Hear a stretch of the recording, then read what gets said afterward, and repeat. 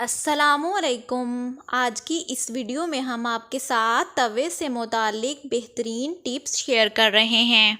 तवे पर जमी हुई कालक और खुराक के वो ज़र्रात जो तवे पर जलकर चिपक जाती हैं, इनको साफ़ करना बहुत मुश्किल होता है, जिसकी वजह से रोटी भी अच्छी नहीं बनती और तवे के साथ चिपकती भी है। मंदरजा झेल टिप्स पर अमल करके तवा आसानी से साफ़ हो जाएगा, ना जंग लगेगा, ना रोटी चिपकेगी। तवे की सफाई।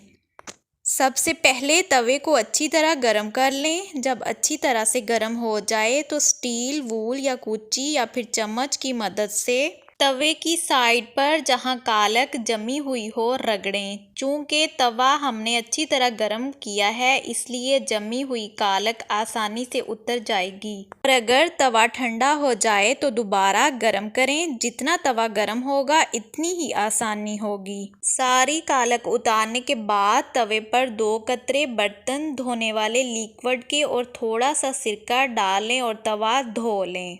इसके बाद तवे को खुश्क करके थोड़ा सा सरसों का तेल लगा दें। ऐसा करने से तवे को जंग भी नहीं लगेगा और रोटी भी नहीं चिपकेगी। इसके अलावा लोहे के तवे को हर दफ़ा साबुन से धोने की ज़रूरत नहीं होती, बस गर्म पानी से धो लें और टिश्यू से साफ़ कर लें। अगर आप कास्ट आयरन का तवा इस्तेमाल करते हैं तो कभी भी बहुत ज़्यादा गर्म तवे को ना धोएं। जब ठंडा हो जाए फिर धोएं।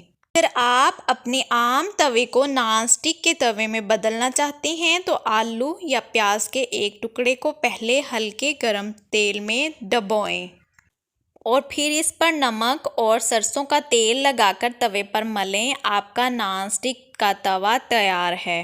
नॉन स्टिक के तवे की सफाई।